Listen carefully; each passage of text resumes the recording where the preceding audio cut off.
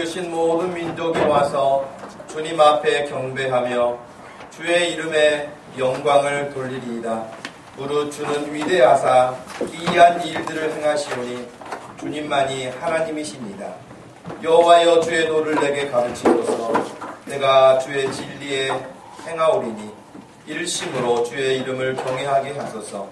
주 나의 하나님이여 내가 전심으로 주를 찬송하고 영원토록 주의 이름에 영광을 돌리겠나이다. 아멘. 하나님 아버지, 오늘 이렇게 귀한 아침 우리 주님 앞에 한 번 더 나와 예배할 수 있는 기회를 허락하시고 하나님 앞에 찬양을 드릴 수 있도록 하시고 주님 앞에 우리가 머리 숙여 경배케 하여 주신 것을 감사합니다. 하나님 아버지, 이 시간 우리 주 예수 그리스도의 큰 구속의 은혜를 입히셔서 우리가 비록 예배 자리에 오기 전까지 생각과 행동과 우리의 삶의 태도들이 불손하고 주님이 기뻐하시지 않는 모습을 가지고 있었을지라도 다 우리 주 예수 그리스도의 은혜 가운데 덮으시고 용서하시고 새 마음으로 주님을 기쁨으로 찬양케 하시고 예배하게 하여 주옵소서. 마음을 다하고 뜻을 다하고 힘을 다하여 하나님을 경배하는 복된 시간 되기를 소원하며 예수님의 이름으로 기도하옵나이다. 아멘. 전능하사 천지를 만드신 하나님 아버지를 내가 믿사오며 그 외아들 우리 주 예수 그리스도를 믿사오니 이는 성령으로 잉태하사 동정녀 마리아에게 나시고 본디오 빌라도에게 고난을 받으사 십자가에 못 박혀 죽으시고 장사한 지 사흘 만에 죽은 자 가운데서 다시 살아나시며 하늘에 오르사 전능하신 하나님 우편에 앉아 계시다가 저리로서 산자와 죽은 자를 심판하러 오시리라. 성령을 믿사오며 거룩한 공회와 성도가 서로 교통하는 것과 죄를 사하여 주시는 것과 몸이 다시 사는 것과 영원히 사는 것을 믿사옵나이다. 아멘. 다 같이 자리에 앉으셔서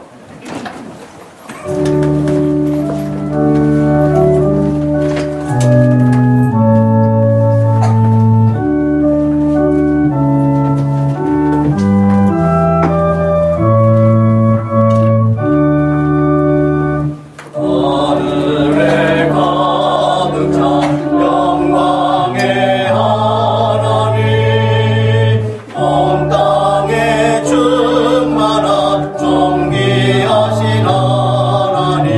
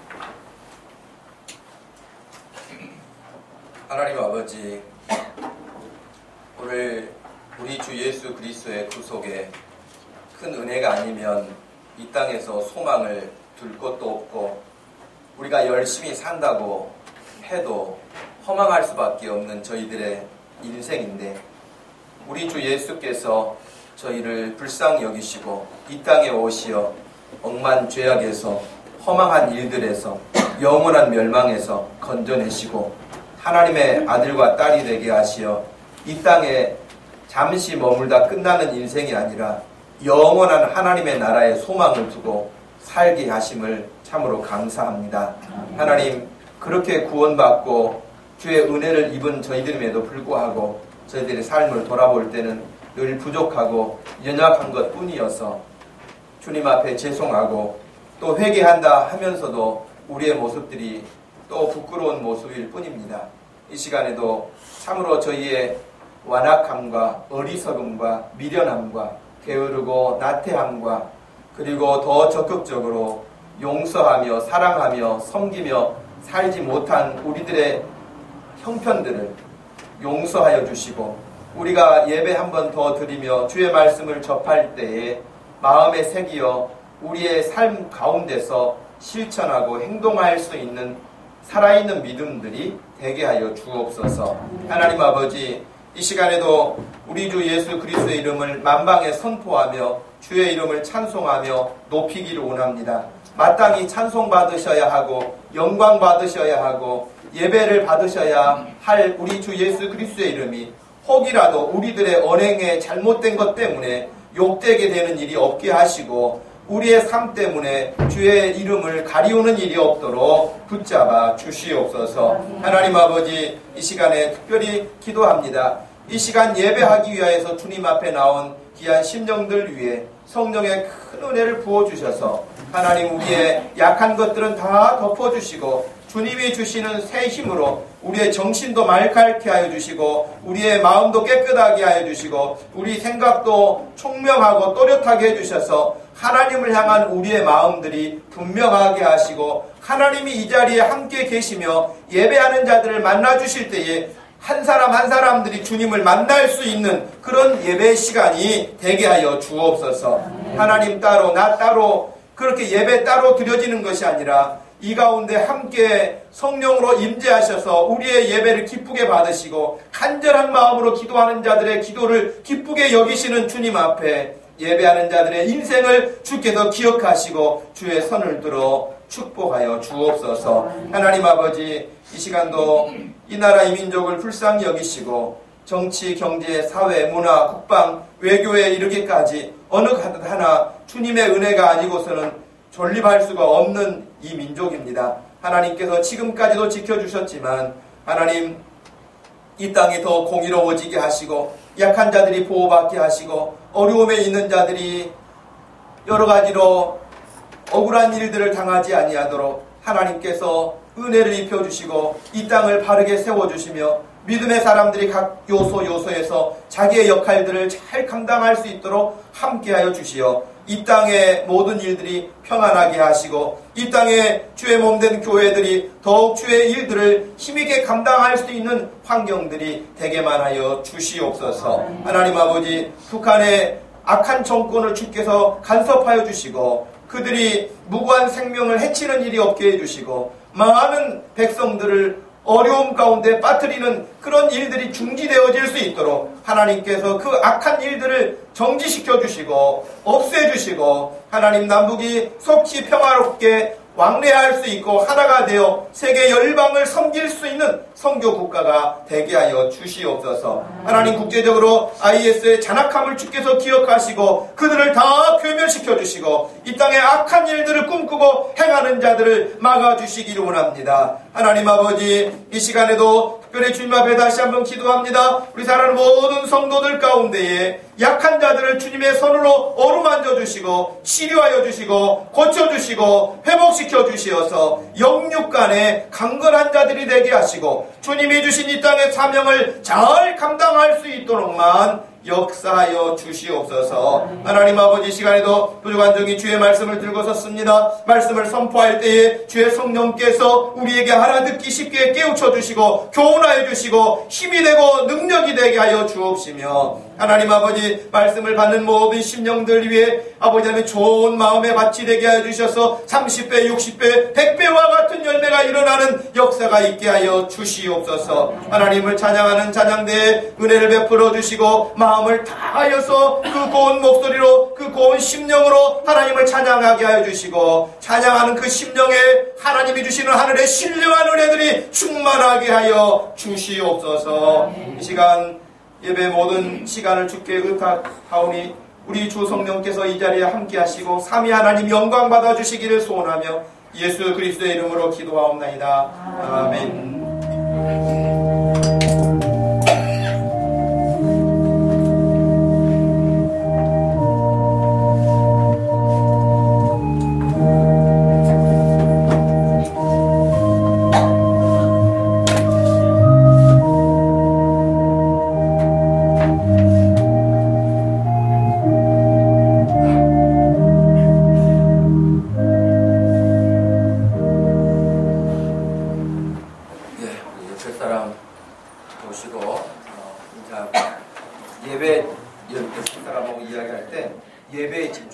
꼭 그런 거 말해보세요.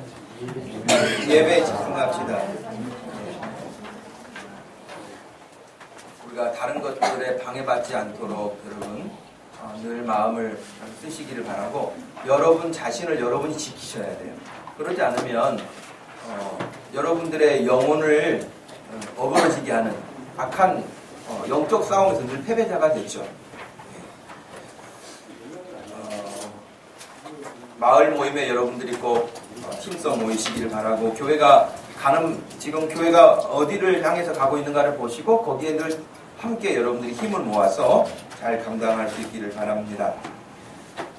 제가 이번 주간 또 이번 달에 세미나 또 특강들이 있어서 오후에 초타하게 되는데 특별히 이번 주 월요일, 화요일에는 제가 청신 신대원을 졸업한 지 20년 되는 해가 돼서 저희 기수가 이제 홈커밍 대회를 주관을 합니다. 그래서 1박 2일로 제가 다녀와야 할 일이 있고요.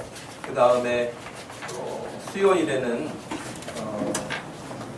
이만교회 운동본부 총회에서 주관하는 개척을 준비하는 교회 목사님들 대상으로 세미나가 있는데 철원에 있어요. 그래서 제가 새벽에 나가야 할 상황이어서 화요일, 수요일 새벽기도 인도하시는 수장님들이 잘 이렇게 인도할 수 있도록 그렇게 해주시기를 부탁을 드리고, 수요 성경 공부는 오전반은 목요일로 옮기고 수요일 저녁반은 그냥 수요일 저녁에 하도록 이렇게 하겠습니다.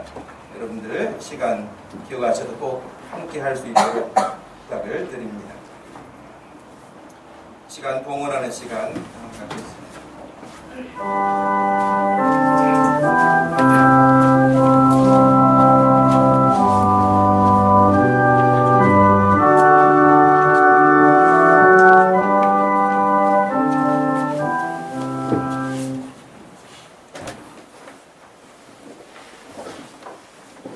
범사에 감사합니다. 황미진 전회님 감사합니다.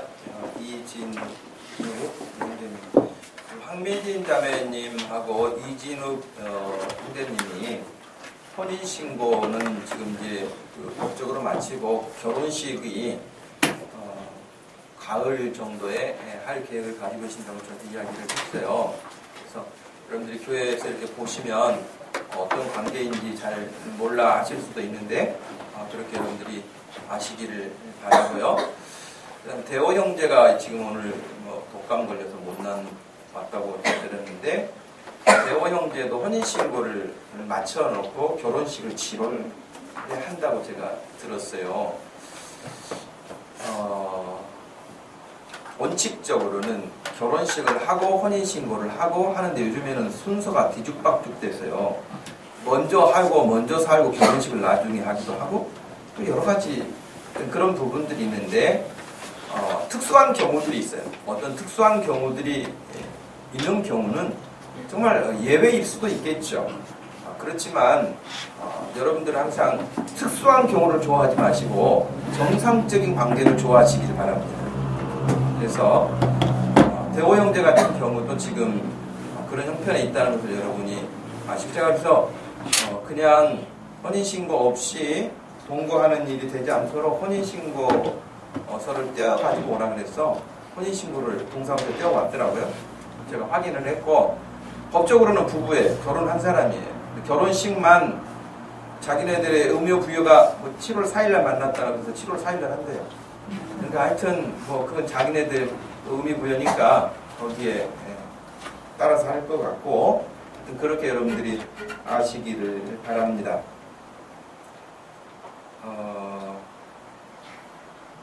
김윤주, 어제 놀이기구 다치지 않게 타게 해주셔서 감사합니다. 우리 놀이공원 갔나 봐요. 예, 새 식구가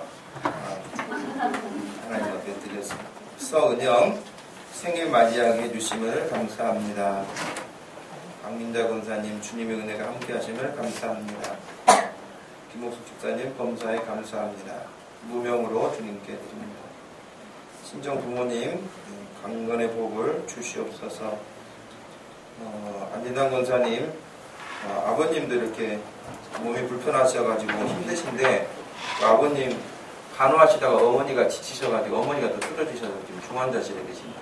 그래서 여러분 같이 기도해 주시기를 바랍니다.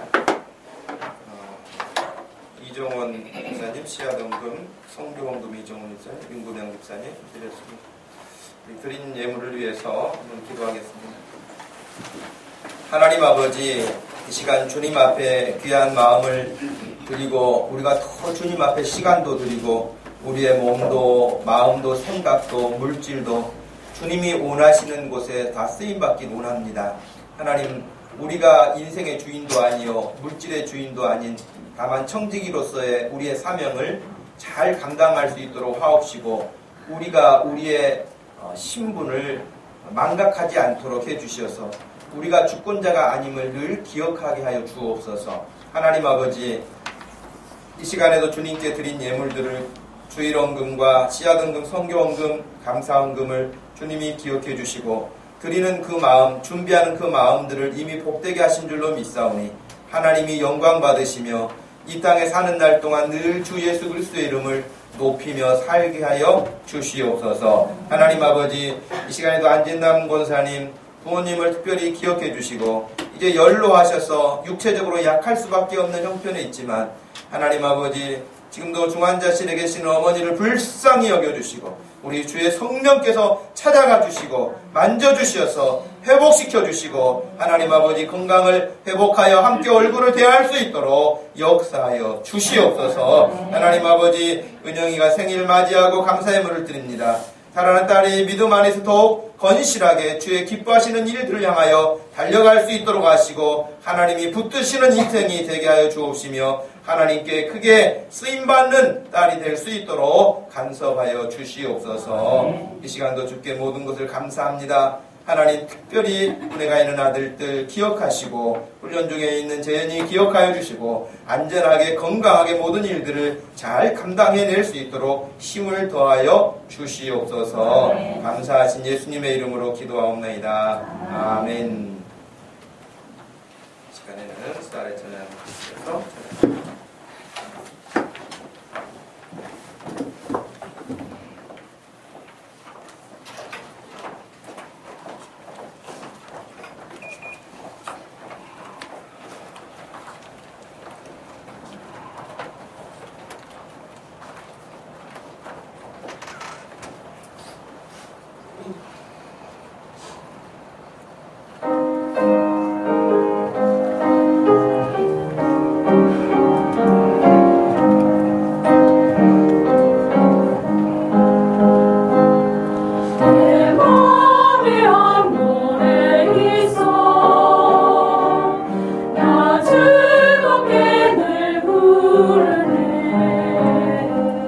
이 노래를 부를 때에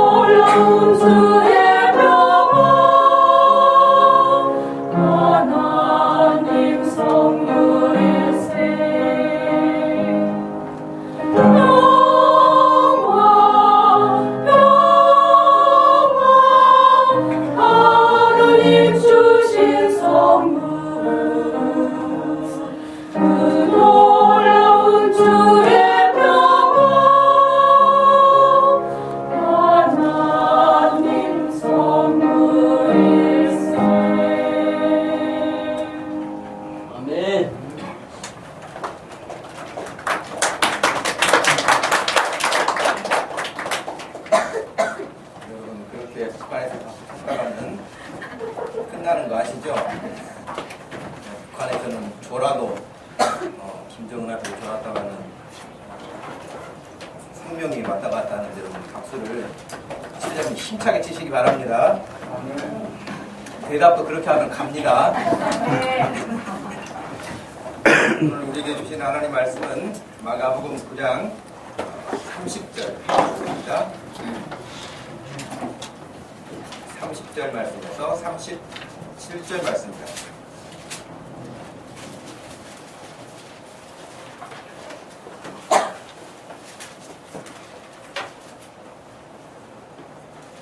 마가복음 9장 30절에서 37절 우리 한 목소리로 읽겠습니다.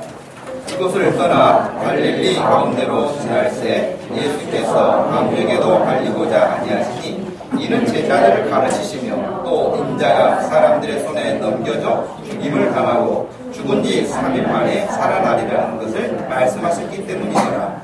그러나 제자들은 이 말씀을 깨닫지 못하고 묻기도 두려워하더라. 가버나움에 이르러 집에 계실 때에 제자들에게 물으시되 너희가 길에서 서로 토론하는 것이 무엇이냐 하시되 그들이 잠잠하니 이는 길에서 서로 누가 크냐 하고 쟁론하였습니다. 예수께서 앉으사 12제자를 불러서 이르시되 누구든지 첫째가 되고자 하면 무사람의 끝이 되며 무사람을 섬기는 자가 되어야 하리라 하시고 어린아이 하나를 데려다가 그들 가운데 세우시고 앉으시며 제자들에게 이르시되 누구든지 내 이름으로 이런 어린아이 하나를 영접하면 곧 나를 영접하며 누구든지 나를 영접하면 나를 영접함이 아니요 나를 보내신 이를 영접함이니라. 아멘. 중요한 걸 놓치면 이렇게 된다. 그런 제목으로 말씀을 전합니다. 요즘에는 여러분 방송인들 가운데 누가 인기가 제일 많습니까? 누가 인기가 제일 많은가요? 예를 들면 뭐 옛날에 탤런트들 가운데 유명한 인기 있는 드라마가 있거나 그러면은 주인공들이 다 인기를 얻게 되잖아요. 근데 최근에는 누가 그렇게 두각을 나타내는지 잘 모르겠어요. 근데 아마 여러분들이 아는 드라마 가운데 하지원하고 현빈이 주연으로 했던 드라마가 뭐죠? 예, 시크릿 가든이라고 하는 그 드라마 때문에 현빈은 어디를 가든지 정말 그 인기몰이를 실감하게 했죠. 근데 여러분 그 드라마 가운데 어떤 대사가 있었냐면 우리가 뭐 흔히 자주 하는 말이지만은 시크릿 가든이라는 그 드라마 중에서 왜 잘 나가다가 3000% 빠지냐 이런 말을 했어요. 대사가 그게 있어요. 그랬더니 사천시에서 들고 있어왔어요. 사천시는 지금은 삼천포도 있습니다. 지금도. 근데 삼천포가 사천시에 편입됐어요. 근데 이제 사천시라고 그러는데 왜 삼천포로 빠졌다고 그렇게 말을 하냐. 삼천포 사는 사람들 기분 나쁘다 이거예요. 여러분 잘 나가다 삼천포로 빠지자 그러면 그 말이 긍정적인 거예요? 부정적인 거예요? 그렇죠. 잘 나가다 격기로 샜다 그 말이잖아요. 그러니까 왜 우리 삼천포를 그렇게 부정적인 것으로 묘사하느냐라고 해서 거기서 단체로 일어나가지고요 항의하고 방송사에 항의하고 그래가지고 방송사가 사과 성명 내고 막 그랬어요. 그러니까 여러분 삼천포 사람 옆에서는 삼천포로 빠졌다는 말을 쓰면 안 돼요. 근데 그 말은 굳이 삼천포 사람들을 여러분 비하시키는 말은 아니잖아요. 그런가요? 여러분 비하시키면서 쓰는 말은 아니잖아요. 잘 나가다가 왜 그러냐 그냥 그런 정도의 말이지 삼천포 사는 사람들은 다 부정적인 어떤 좋지 않은 뭔가를 가지고 있거나 정도에서 벗어난 사람들만 거기 가서 산다거나 그것도 아니거든요. 여기에 대해서 제가 이제 찾아봤어요. 왜 3000% 받았다고 할까? 그러니까 학설이 여러 가지가 있어요. 정확하지가 않아요. 그래서 뭐 33번 국도를 타고 가다가 이제 진주를 가야 되는데 3번 국도로 빠지면은 3000%라네요. 뭐 그런 어떤 설도 있고 지금은 이제 내비게이션이 있어가지고 잘 안내를 받지만은 옛날에는 내비게이션이 없었던 때이기 때문에 이 길이라고 생각을 해가지고 쭉 갔는데 다른 데로 빠진 것이죠. 또 옛날에는 뭐 부산에서 열차가 출발해가지고 이렇게 가면은 진주에 가는 열차가 삼천포에 두 칸, 진주에 두 칸 그래서 앞칸, 뒷칸이 이렇게 따로 하게 됐대요.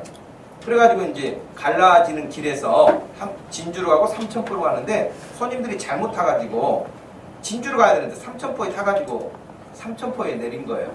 이제 그래서 이제 나왔다 뭐 그런 이야기도 있는데 어떤 배경에서 나왔든지 간에 교훈은 잘 나가다 곁길로 빠졌다 그 말이에요. 한마디로. 근데 여러분 오늘 예수님의 제자들을 보면은요. 예수님의 제자들을 보면 어떤 것 같아요? 삼천포로 빠진 것 같아요? 저는 그 제자들의 모습을 보면서 제자들은 잘 가다가 삼천포에 빠진 게 아니라 처음부터 삼천포에 가 있었어요. 제자들은 처음부터 예수님의 생각하고는 전혀 다른 곳에 가 있었어요. 여러분 그러지 않은가요?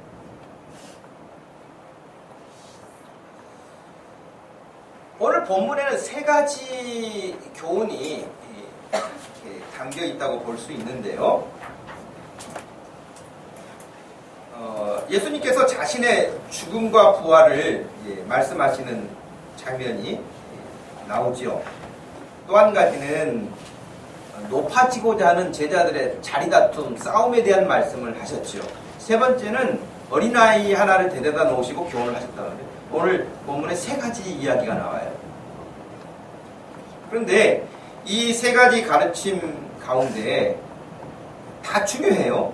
예수님이 하신 말씀이 다 중요하죠. 다 중요한데 역시 예수님이 말씀하시고자 하는 그 본질을 놓치면 삼천포로 빠진 것처럼 목적지에 못 가는 거예요.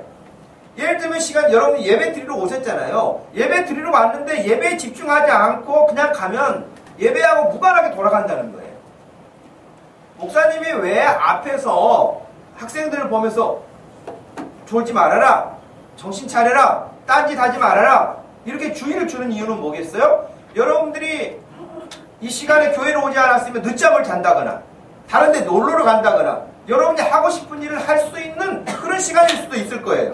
그런데 여러분들이 예배 드리러 왔단 말이죠. 예배 드리러 왔는데 예배를 못 드리고 그냥 돌아간다면 그거 허망하잖아요. 여러분 아주 고급 레스토랑에 갔어요. 그 티켓을 보니까 고급 레스토랑 가격이 전망도 좋고 뭐 어떡한다 해서 10만원짜리야 티켓. 식사 한 번 하는 티켓이. 여러분 10만원짜리 티켓을 가지고 전망 좋은 식당에 레스토랑에 들어갔는데 거기서 주는 메뉴가 뭐냐면 컵라면 갖고 온 거예요. 그럼 여러분 좀 황당하지 않겠어요? 10만원짜리 값어치를 받아야 되는데 대접도 받고 음식도 받아야 되는데 달랑 1,000원짜리 하는 컵라면 하나를 가지고 왔다. 그러면 여러분 화가 나겠죠. 그리고 따져보겠죠. 이게 뭐냐고. 마찬가지로 하나님께 예배하러 왔는데 예배를 여러분들 정상적으로 드리지 못하고 돌아간다. 그러면 컵라면 하나 먹고 가는 꼴이 되는 거예요. 여러분들이 오늘 예배를 정신을 집중해서 못 드리고 가도 죽지는 않아요. 라면 한 그릇 먹고 갔다 해서 죽지는 않아요. 굶고 가도 살아요. 며칠은 살지요. 살지만은 여러분의 영혼은 점점점 침체되어 가는 거겠죠. 자, 그래서 여러분 설교할 때도 여러 번 말씀을 드렸을 거예요. 제가 말로 설교를 하지만 여러분은 귀로만 듣는 것이 아니라 눈으로 저를 마주쳐야 말씀을 들을 수 있다. 그러니까 눈을 저하고 마주치지 않는 사람들은 늘 예배 태도가 바람직하지 못하다는 거예요. 저를 보세요. 미니야. 그지? 목사님하고 눈이 마주쳐야 여러분들도 다 마찬가지예요. 그래야 여러분들이 제가 전하고자 하는 메시지가 귀를 통해서 눈을 통해서 스캔이 되는 거예요. 그리고 머릿속에 들어가는 거고 마음에 들어가는 거 마음에 하나님이 이 시간에 함께 계셔서 듣는 여러분에게 감동을 주셔서 너 그 말씀대로 그렇게 해라 교훈을 주시면 그 말씀을 붙잡고 살 때에 예수 믿는 사람이 힘을 얻어서 능력을 발휘하고 사는 거예요. 근데 여러분 일주일 생활 가만히 생각해 보세요. 교회는 왔어요. 근데 하나님의 말씀이 하나도 내 마음에 남아있지 않아요. 그리고 나가가지고는 하나님의 말씀과 상관없이 그냥 자기 옛날에 살았던 방식대로 살아요. 그 무슨 의미가 있을까요?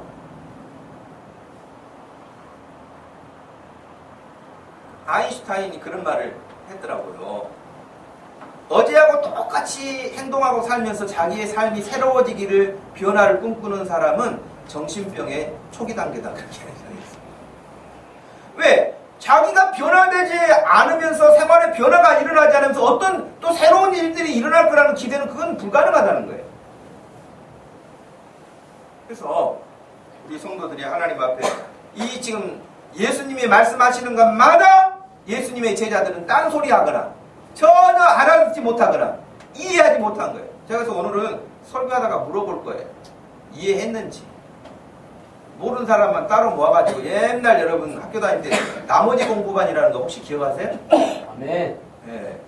시험 봐가지고요, 학교 수업 봐가지고 수업 시간에 선생님이 가르친 거 다 이해 못하는 사람요, 나머지 공부 시켜가지고 따로 학교를 안 시키고 남았어요. 그럼 좀 창피하죠. 나머지 공부하게 되면은. 근데 하여튼 여러분, 제가 설교하고 질문할 때 나머지 공부가 안 생기기를 바랍니다. 예수님이 첫 번째 죽음에 대한 얘기를 하셨어요. 오늘 여러분 본문 말씀 보시면은 그렇게 나와 있죠. 30절에서 31절 2절 말씀에 보면 그곳을 떠나 갈릴리 가운데로 지날새 예수께서 아무에게도 알리고자 아니하시니, 예수님 자기 스스로를 이렇게 드러내지 않으셨단 말이에요. 그 이유는 31절에 나왔는데, 제자들을 가르치시고 또 인자가 사람들의 손에 넘겨져 죽임을 당하고 죽는 것으로 끝나는 게 아니라 3일 만에 살아나리라는 것을 말씀하셨기 때문이다. 그거예요. 그러니까 예수님은 지금 자기가 예루살렘을 향해서 가고 있는데, 올라갈 것인데 거기 가게 되면 이런 고난을 내가 받는다. 그리고 죽게 된다. 이런 말씀을 지금 두 번째 하시는 거거든요. 여러분 8장에서 우리가 이미 보았던 것처럼 사람들이 나를 누구라고 하느냐, 그런 질문을 하신 이후에 제자들에게 물으셨잖아요. 너희들은 나를 누구라고 생각하느냐. 그럴 때에도 말씀하셨거든요. 내가 예루살렘에 올라가게 되면 잡히게 된다. 그리고 사람들이 나를 고난 가운데 밀어넣을 것이고 나를 죽일 것이다. 그래 내가 다시 3일 만에 살아나리라. 8장 31절에 말씀하셨는데 지금 9장 31절에서 다시 그 말씀이 두 번째로 반복되는 거거든요. 그런데 문제는 32절에 보니까 이 말씀에 대해서, 그러나 제자들은 이 말씀을 깨닫지 못하고 그 말씀이 무슨 뜻인지 묻기도 두려워했다는 거예요. 잘못 말했다가 아마 책망받을 거라는 생각이 들었는지 두려웠던 생각이 아마 그들 마음에 생긴 거예요. 그래 아예 예수님이 하신 말씀을 몰라도 그냥 아는 척 그냥 고개 끄덕이나 하거나 그냥 지나간 것이죠.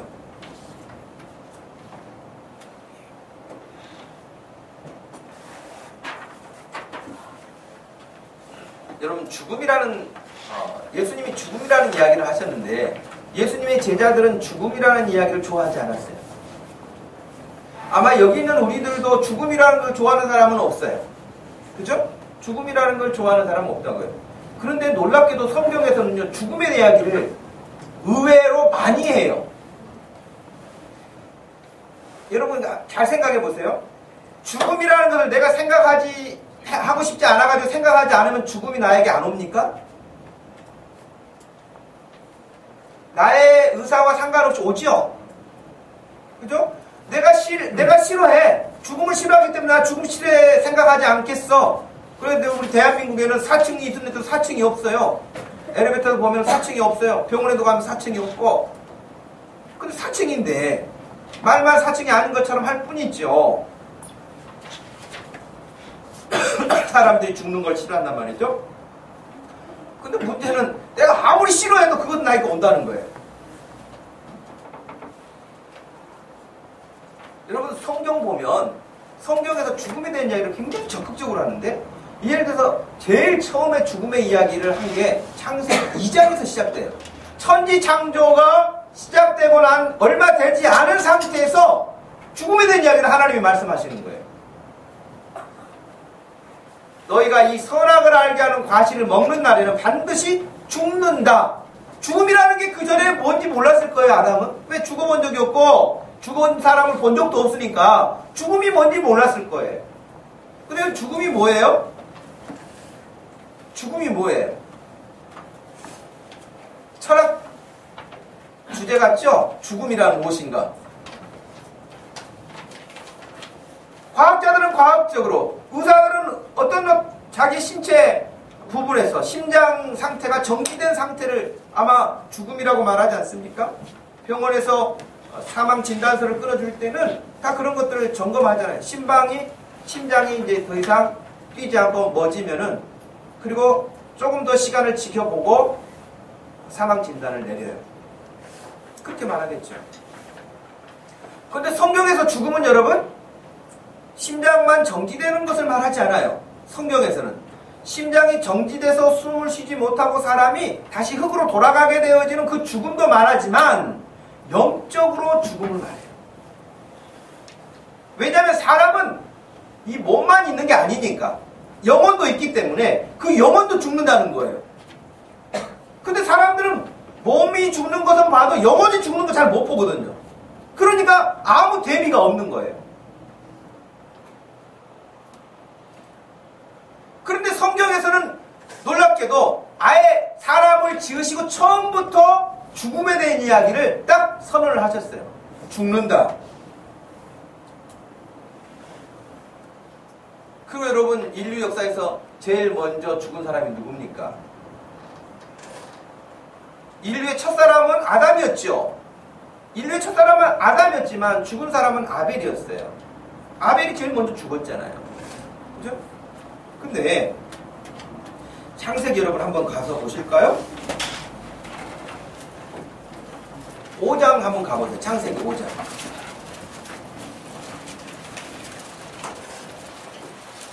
자, 민우도 창세기 5장을 한번 펴보세요. 창세기 5장을 펴서 아담이 몇 살까지 살았는지 4절에서 8절까지 한번 읽어봅시다. 4절에서 8절까지. 시작.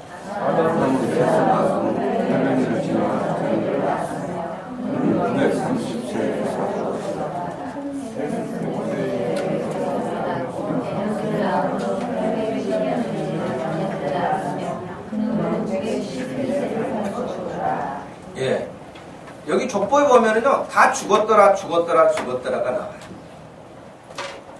죽음이라는 게 가까이 왔어요. 여러분, 우리 의지와 상관없이 죽음이 가까이 왔어요. 그리고 어떻게 보면 죽음이 너무 중요한 문제이기 때문에 성경에서는 더 적극적으로 말하는 거예요.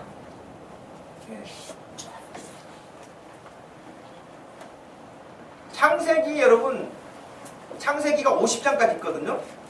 50장 마무리하고 있는 여러분 26절 한번 보세요. 창세기 50장.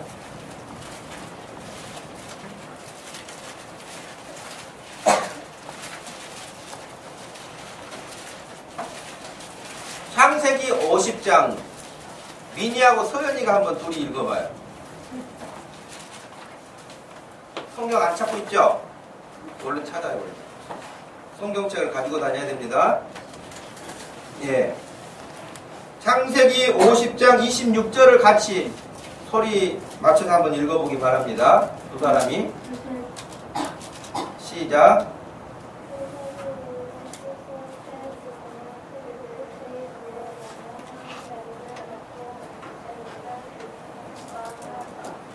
박기덕 집사님 고기 좀 사 먹이세요. 예, 소리가 더 커야 되겠어요. 같이 한번 읽어봅시다. 시작.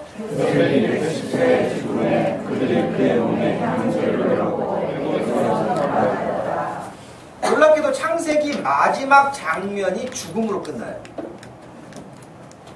그러면 모세 창세기가 마무리되는 것처럼요, 모세 오경이라고 하는 창세기, 출애굽기, 레위기, 민수기, 신명기가 마지막 단락이거든요. 여러분 신명기도 한번 가보세요. 신명기 34장이 마지막 장이거든요. 신명기 34장 7절 말씀을 한번 읽어보겠습니다. 7절 말씀 시작.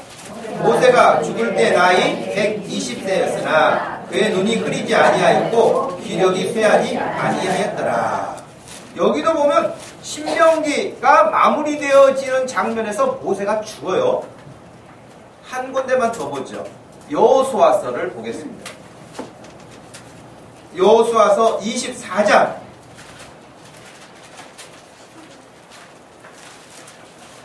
여호수아 24장 29절 한번 읽어보십시다. 시작. 이 일 후에 여호와의 종 눈의 아들 여호수아가 110세에 죽음에. 그 위대했고 능력 있고 아주 강건했던 그 사람들이 다 하나님의 사람으로 자기 역할을 하는데 죽음이라는 게 맞다고 말해요. 우리가 지금 큐티하고 있는 열왕기상에 여러분 보면은 왕들의 이야기가 계속 나온단 말이에요. 그 왕들의 이야기도 나오지만 중간에 그들의 어떤 활약이 조금 소개되고 죄를 지었든지 하나님을 잘 섬겼든지 그들의 어떤 일들이 조금 기록되고 난 다음에는 반드시 죽었다고 하는 이야기가 계속 반복돼요. 왕도 죽어요.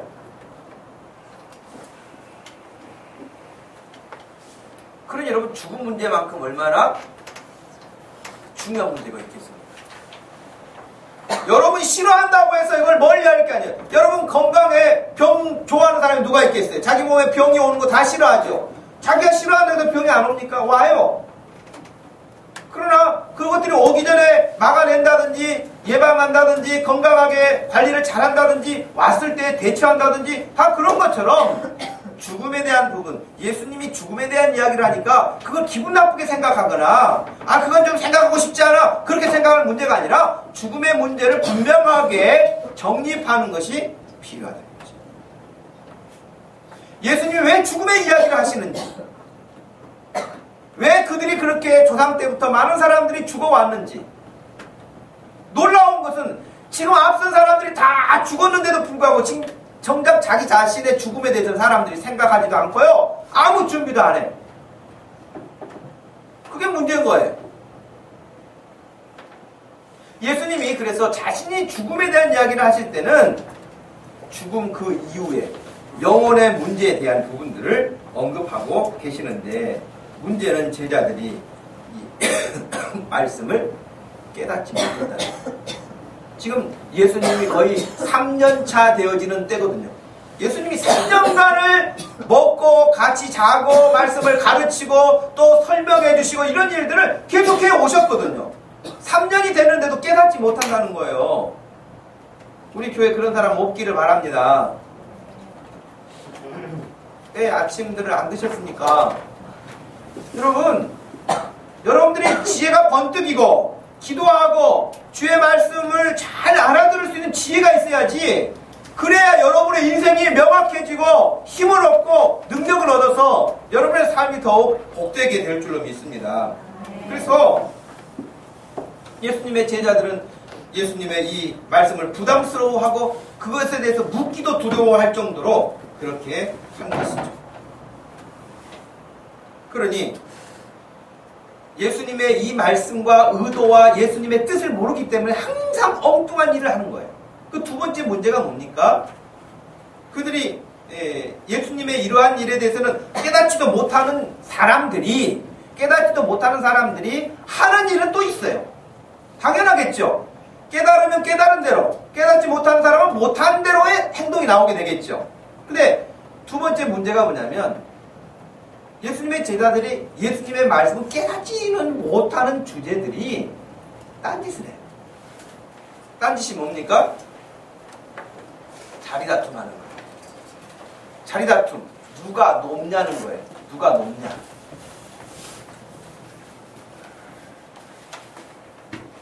(33절) 4절 5절 이 말씀에 보면 가버나움에 도착하자 예수께서는 제자들에게 길에서 한 이야기가 무엇인지 물으셨어요. 야, 아까 너희들 길에서 오면서 아주 이야기들을 그렇게 심각하게 하던데 그 이야기가 뭐냐? 물으셨어요. 몰라서 물어보셨겠어요? 다 아셨죠. 그러시면서 예수님이 제자들은 서로 누가 크냐를 따졌기 때문에 잠잠해서 할 말이 없었어요. 34절에. 말을 할 수가 없었죠. 그죠? 물으셨는데 그들이 잠잠하니 자기네들 한 일이 있으니까. 예수님 이렇게 자랑거리가 아닌 거거든요. 예수님, 아까 오면서요. 예수님, 그래도 베드로가 제일 높겠죠? 예수님이 이제 예루살렘 올라가 가시면 왕이 되실 터인데 베드로가 국무총리 하겠죠? 그 다음에 뭐 외무부 장관 누가 하는 거예요? 내무부 장관 누가 하는 거예요? 재정부 장관 누가 하는 거예요? 예를 들면 이런 식으로 물어볼 수가 없었죠. 예. 바른 진리를 깨닫지 못하면 그의 파생되어지는 결과는 항상 엉뚱한 것들이에요.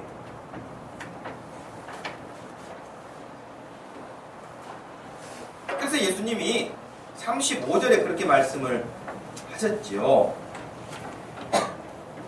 예수께서 앉으사 12제자를 불러서 이르시되 누구든지 첫째가 되고자 하면, 지금 예수님의 제자들은 다 뭐 했겠어요? 길에 오면서 논쟁했던 게 뭐예요? 다 첫째가 되고자 합니다. 첫째가 되고자 하는 말은 높아지려고 합니다. 높은 자리, 좋은 자리, 높은 자리에 있기를 원했던 그들을 향해서 그렇게 되기를 원하느냐? 35절이 그거예요. 그렇다면 모든 사람의 끝이 되어야 된다. 네가 높은 사람이 되기, 높은 자리에 있기를 원하냐? 그러면 가장 낮은 자리로 내려가야 된다. 네가 사람들로부터 섬김 받기를 원하느냐? 그럼 밑에 섬기는 자리로 내려가야 된다. 그거예요.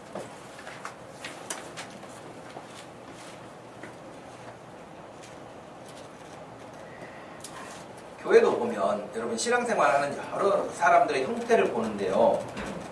사람들을 보면 정말 중요한 본질은 붙잡지 않고 곁에 것들, 붙잡아도 안 붙잡아도 별로 중요치 않은 것들에 생명을 거는 경우들이 많다는 거예요. 어떤 분은 이런 이야기도 하더라고요. 교회에서 보면, 우리 교회는 뭐 그럴 리가 없지만 교회 와가지고 주방에서 일만 하고 예배를 안 드리고 가는 사람도 있대요. 주방에서 막 일하다 보면 이제 피곤하잖아요. 예배 시간에 가 앉으면 또 졸아요. 주객이 완전히 전도된 거죠. 어떤 사람은 주차 봉사하다가 그냥 집에 간 사람도 있어요. 봉사만 하고 예배를 안 드리고. 엉뚱한 본질적인 것을 잡지 않으면 엉뚱한 것들만 하다가 가고요. 그러다가 이제 사람들이 그 엉뚱한 것도 그냥 정체된 게 아니라요, 엉뚱한 것도 성장합니다.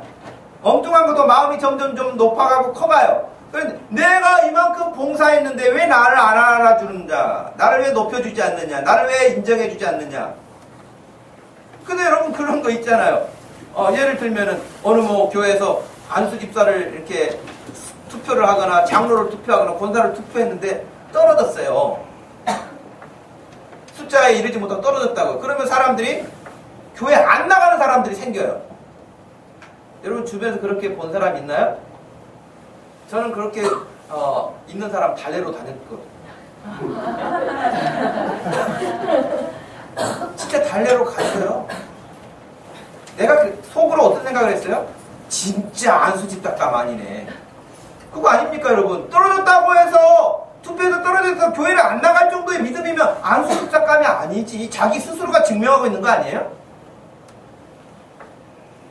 권사에 떨어졌다고 해서 교회 옮겨. 권사감 아닌 거지. 근데 사람들이요, 믿음으로 본질을 붙잡는 것 아닌 다른 것들에 마음을 뺏겨가지고 사람들이 나를 인정해주길 바라는데 인정해주지 않는, 자기가 원하는 인정함이라는 수준이 있어요.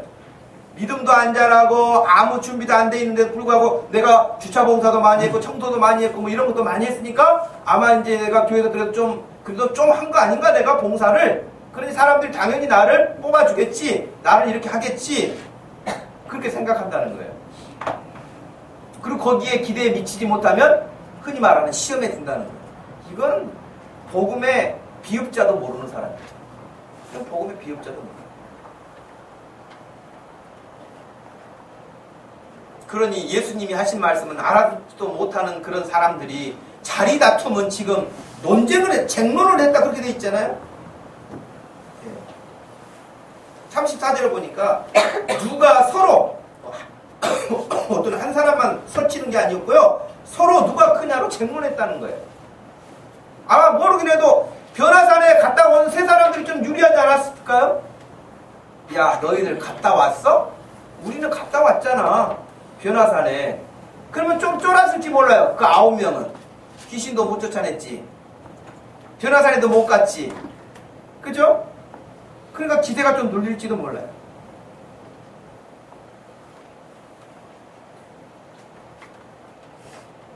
베드로나 야고보나 요한은 조금 유리한 조건에 있다고 생각했을지 몰라요.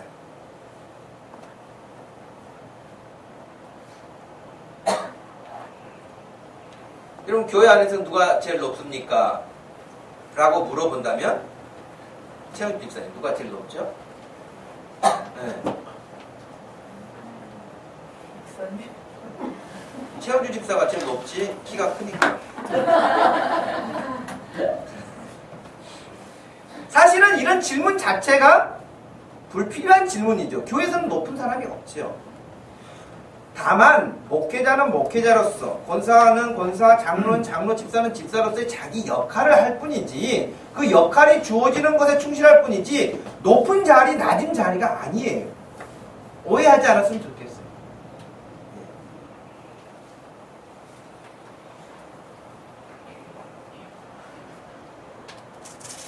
그래서 예수님의 제자들도 예수님의 제자로 자기들이 부름받은 그것만 생각해도 여러분, 저는 뭐 아무 자리도 필요치 않습니다. 그저 예수님 곁에만 있어도 저는 과분합니다. 그 상태 아닌가요? 스펙으로 따지면 제자들이 예수님의 제자 될 수 있을까요?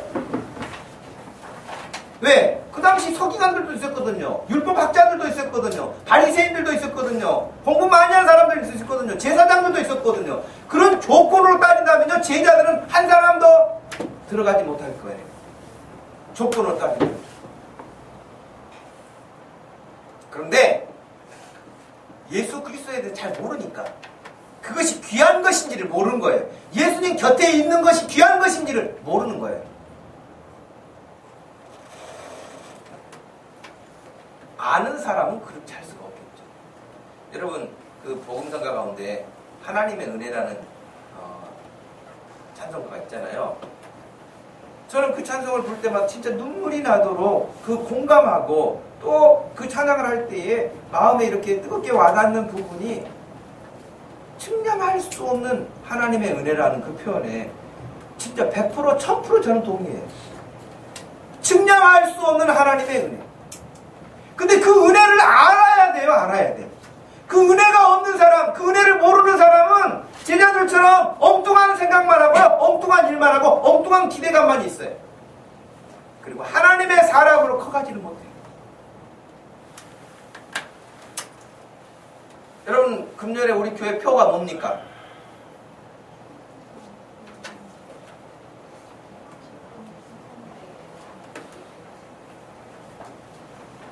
나를 충성되이 여겨 주신 직분을 감사함으로 섬기는,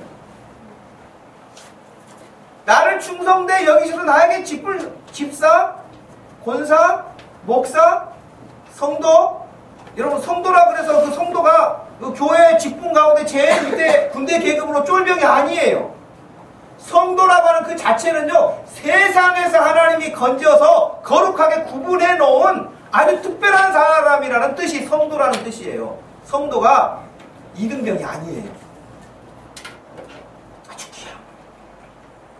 그러니 나 같은 사람을 하나님의 사람으로, 하나님의 백성으로, 구원받은 사람으로 나를 불러주신 것만 생각해도 너무 감당할 수 없는 큰 은혜인 거예요. 그 사실을 아는 사람은요, 내가 다 여러분들 돌아가고 난 다음에 그냥 방 청소하듯이 그냥 무릎 꿇고 바닥을 다 청소했는데도 아니 반짝반짝 빛이 나요. 그런데도 다음에 와가지고 누가 이렇게 청소를 깨끗이 했을까 알아주지 않아도요, 마음에 섭섭함이 조금도 없는 거예요. 내가 뭔가 많이 했는데 사람들이 좀 알아주지 않으면 섭섭한 마음이 있는 거, 아직 성숙함이 덜한 거예요. 그런 마음이 전혀 없을 수는 없어요. 찾아올 수 있어요. 아직 성숙함이 덜 된 거죠. 그저 하나님 앞에 내가 부름받은 것만으로도 감격스럽고 감사하고 내가 지금 이거 뭔가를 할 수 있는 것만으로도 너무 감사한 일이에요. 여러분 진짜 그러세요? 진짜 막 청소만 해도 감사한 일인가요? 대답이 없어요. 동의 안 해요? 여러분 그 믿음이어야 돼요. 그런 믿음을 가진 사람은 엉뚱한 3000% 가지지도 않고요. 엉뚱한 일을 하지도 않아요. 그리고 그가 하는 모든 일들은 은혜로워요. 감사해요. 누군가가 나를 푹 찌르는 소리를 할 수도 있죠. 누군가 나를 오해할 수도 있죠. 누군가 나를 속상하게 할 수도 있죠. 그런 것에 별로 그렇게 영향을 받지 않아요. 그래서 진짜 믿음 좋은 사람은 혈액형이 A, B, C, D 그 아무 상관없어요. 혈액형에 따져서 기질이 어떻고 MBTI 해가지고 기질이 이러니까 당연하고 그런 거 없어요, 여러분. 예수 믿고 은혜 받으면요 모든 사람에게 은혜를 끼칠 수 있는 사람으로 변화된 줄로 믿으시길 바랍니다.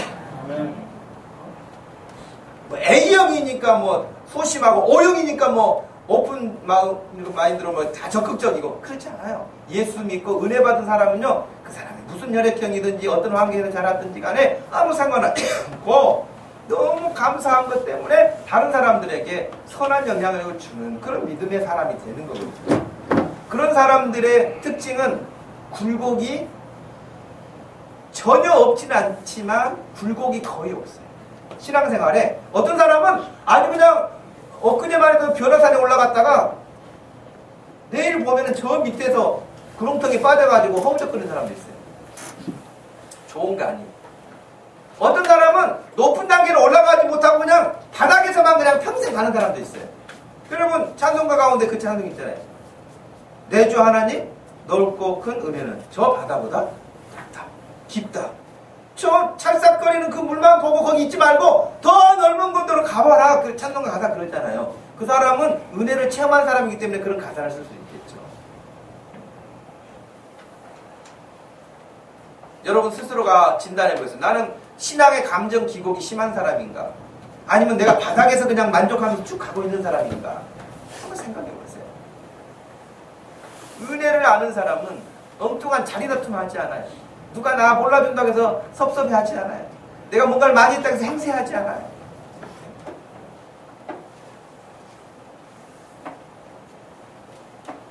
마지막 세 번째는 역설적인 원리인데요. 35절에 예수께서 앉으사 12 제자를 불러서 이르시되 누구든지 첫째가 되고자 하면 못사람의 끝이 되고 섬김을 받으려면 한다면 못사람을 섬기는 자가 되어야 된다. 어린아이 하나를 데려다가 그들 가운데 세우시고 안으시며 제자들에게 이르시되 누구든지 내 이름으로 이런 어린아이 하나를 영접하면 곧 나를 영접함이고 누구든지 나를 영접하는 사람은 나를 영접하는 것이 아니라 나를 보내신 하나님 아버지를 영접하는 것이다 라고 했어요. 여러분 예수님이 여러분 집에 신방 오시겠다고 예수님이 여러분 집에 오시겠다고 천사가 카톡을 보냈어요. 카톡 그러더니 예수님이 신방 날짜 잡으셨다고. 아무개 집사님, 아무개 권사님, 아무개 청년, 예수님이 너희 집에 오신다고 일정이 잡혔다. 그럼 여러분 어떻게 하실까요? 아예 집을 청소하는 게 아니라 집을 이사가 좋은 집으로. 그래 예수님이 오신다는데 여러분 얼마나 하겠습니까? 근데 놀랍게도 예수님은 그렇게 오시지 않아요. 예수님은 그렇게 우리 곁에 오시지 않아요. 어린아이 같은 모습으로 오시고. 그 당시 어린아이는요 사람 축에 끼지 못했어요. 그냥 옛날 뱀장사들 하는 것처럼 애들은 가 그것처럼 애들은 보지도 못하게 하고요 오지도 못하게 하고요 그냥 숫자에 넣지도 않았어요. 그걸 생각한다면 여러분 예수님이 그 어린아이를 놓으시고 누구도 인정하지 않아 누구도 높여주지 않아 이 어린아이도 너희들처럼 높은 자리에 놓고 싸우지도 않아. 지금 그렇게 눈에 들어오지도 않지만 이 어린아이 하나를 영접하는 것이 곧 나를 영접하는 것이다. 예수님은 항상 변장해서 오세요. 지금 여러분의 옆에 사람이 변장해서 오신 예수님일지도 몰라요. 옆에 사람에게 잘해야 돼요. 내가 예수님이다. 내가 누구를 통해서 간다. 그렇게 하지 않으세요. 가장 힘들어하고 있는 사람의 모습으로 오실 수도 있어요. 어려운 자의 모습으로 오실 수도 있어요. 대적당하는 사람들을 대신해서 오실 수도 있어요. 사람들은 그런 믿음이 없으니까 힘 있는 사람만 찾아요. 유명한 사람만 찾아요. 돈 있는 사람만 찾아요. 의지할 수 있는 권력자만 찾아요. 거기에 예수님이 계시잖아요. 물론 예수님 부자를 싫어하시거나 권력자를 다 예수님 버리시는 건 아니에요. 그러나 사람들이 생각하는 것처럼 그렇게 하시지 않는다는 거예요. 어린아이같이, 어린아이가 뭐 배경이 있습니까? 권력이 있습니까? 돈이 있습니까? 유명하기를 합니까? 아무것도 없어요. 근데 그 아이를 영접하는 것이 곧 나를 영접함이라고 말씀하세요.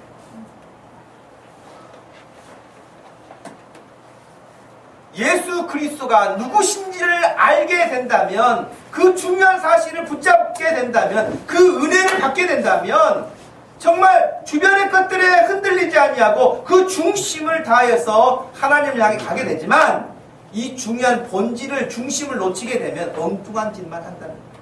인생도 엉뚱한 것만 쫓아다녀요. 허망한 것들만 쫓아다녀요. 제가 저 중학교 동문들이 양천구, 강서 양천구에 여럿이 살아서 지난번에 모임이 있어서 갔어요. 어떻게라도 전도해보려고 가는 거죠. 선배도 있고 후배도 있고. 근데 꽤나 돈도 좀 번 선배가 밥을 사면서 뭐 자기 이야기를 이렇게 쭉 하더라고요. 7년간 교회를 다녔다고 그러더라고요. 7년. 세례도 받고. 근데 지금 교회를 다니지 않는다고 하죠. 자기 아버지가 불교 신자였기 때문에 아버지가 돌아가시기 전에 너는 불교 신자다. 그렇게 해서 아버지 말을 듣고 교회 안 다니기 시작했다. 그러면서 자기가 뭐 1년이면은 뭐 10억 이상 뭐 버는 일을 한다. 그래서 어떻게 말을 많이 했어요. 그리고 지난 자기의 과거 이야기도 많이 했어요. 미안하지만 그 선배가 우리 교회 와서 설교를 들을 이유는 없겠지만, 미안하지만 제가 들을 때 아무것도 건질 것이 없어요. 옛날에 수많은 여자들과 놀아났다는 이야기, 도박에 놀아났다는 이야기, 그래서 자기가 정신 차려가지고 공부했다는 이야기, 그래서 지금 돈을 번다는 이야기, 1년이면 얼마씩 번다는 이야기, 자기가 성실하게 산다는 이야기. 성실하게 사는 건 좋아요. 근데 제가 그래서 가만히 듣다가 한마디 질문했어요. 그 끝이 어딘데요? 제가 물어봤어요. 무엇을 위해서? 대답이 없어요. 그것일 뿐이죠. 그것일 뿐이죠. 여러분, 하나님의 은혜를 알지 못하면 아무 생명을 주지 못하는 것들에 평생 자기 인생을 헌신합니다. 투자합니다. 시간을 씁니다. 재능을 쓰고 돈을 쓰고 모든 걸 다 거기다 투자합니다. 하나님의 은혜를 사모하십시오. 네. 주의 은혜를 붙잡으십시오. 주 예수 그리스도에 대한 명확한 신앙 고백을 늘 자기 스스로가 점검하고 달려가시기를 바랍니다. 그럴 때라야만 여러분이 좌로도 우로도 흐트러짐이 없이 하나님의 나라 가는 순간까지 분명한 모습으로 가게 될 줄로 믿습니다.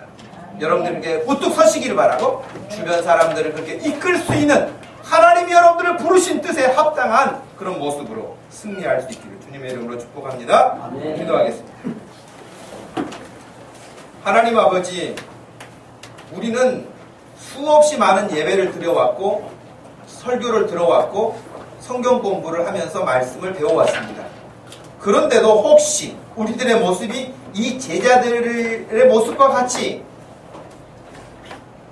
예수님을 모르고 예수님이 하신 말씀도 모르고 예수님이 하신 그 뜻도 알아차리지 못하고 엉뚱한 자리 싸움을 하거나 엉뚱한 것들을 붙잡고 있거나 엉뚱한 것들에 마음을 쏟고 있는 것은 아닌지 다시 한번 이 시간을 통해 돌아보고 내 스스로를 점검하고 우리 주님이 원하시는 모습으로 돌아와 서 있게 하여 주시옵소서.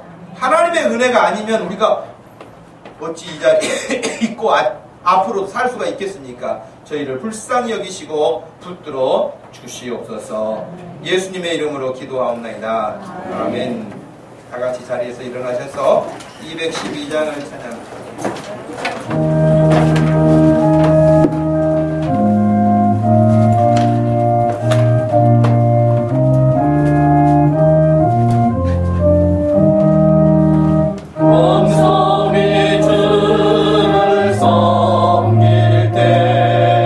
외로운 일에